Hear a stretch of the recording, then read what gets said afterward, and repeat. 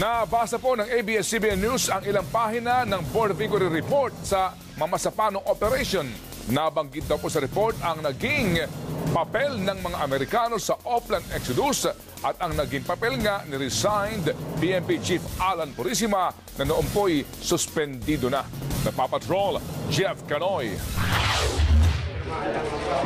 Nahirapan ng Board of Inquiry sa kanilang report sa Mamasapanong incident dahil sa dami ng dokumento at statement na kailangang suriin.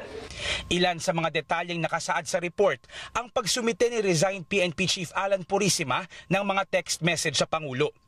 Pero iilan lang ang may timestamp dito. Ayon sa report, may hindi pangkaraniwan na butas din sa oras ng SMS exchange sa pagitan ni Purisima at ng Pangulo. Wala ring access ang BOI sa mga detalye ng pagbisita ni Pangulong Aquino sa Zamboanga noong araw na nakikipagbakbakan na ang SAF sa Mamasapanong. Idinetalye din ng BOI na 3 ang high-value target ng SAF sa operasyon. Si Marwan, Basit Usman at Amin Batcho na isang Malaysian bomb maker. Idinetalye din sa report ang naging briefing tungkol sa operasyon sa Malacanang. Sa affidavit ng sinibak na SAF Chief Getulio Peñas, sinabi niya na sinamahan niya si Purisima at si Intelligence Group Senior Superintendent Fernando Mendez sa bahay pangarap sa Malacanang noong January 9 para ipakita kay Pangulong Aquino ang mission update at concept of operation. Nang matapos ang briefing, pinaalala ni Pangulong Aquino sa mga opisyal ng PNP na makipag-coordinate sa AFP. Yung coordination with AFP, huwag kalimutan, sabi umano ng Pangulo. Nag-alangan sina Peñas, Mendez at Purisima na isama ang AFP dahil baka makompromiso ang operasyon. Sabi ni Peñas, ang sagot ng Pangulo ay kung wala na raw ba talaga silang tiwala sa AFP. Hindi umimik ang 3 pulis. Nanahimik lang din daw si Pangulong Aquino at nag-utos na dagdagan ang mga operatiba. Ayon kay Peñas, umalis na siya at si Mendez pero naiwan sina Purisima at si Aquino sa kwarto.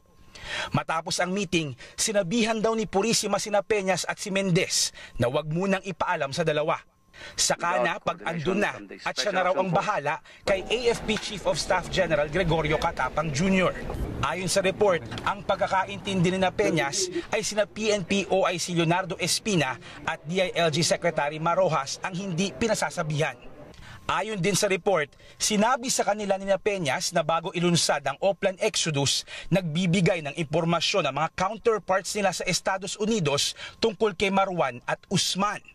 Isinawalat din ni Superintendent Michael John Mangahis na may 6 na Amerikano sa Tactical Command Post sa Sharif Agwak para magbigay ng real-time information sa bisperas ng operasyon. Tumulong din daw ang US Forces sa medical evacuation ng mga sugatang SAF trooper matapos ang operasyon. Ang daliri na nakuha sa napatay na si Marwan, itinurn over sa General Santos City noong January 28 sa mga FBI agent. Nasa report din na lahat ng kapangyarihan ni Purisima bilang Chief PNP ay nawala na matapos siyang masuspende. Ibig sabihin, wala na siyang dapat kinalaman sa pag-aproba ng isang operational plan na may ganong karaming kasamang tropa. Sabi sa report, suspendido na si Purisima nang ipakita ang Oplan kay Pangulo noong January 9. Kaya't ang approval ay dapat nanggaling kay PNP OIC Espina ayon sa Doctrine of Chain of Command. Ni minsan, hindi raw nakonsulta si Espina sa operasyon. Jeff Canoy, ABS-CBN News.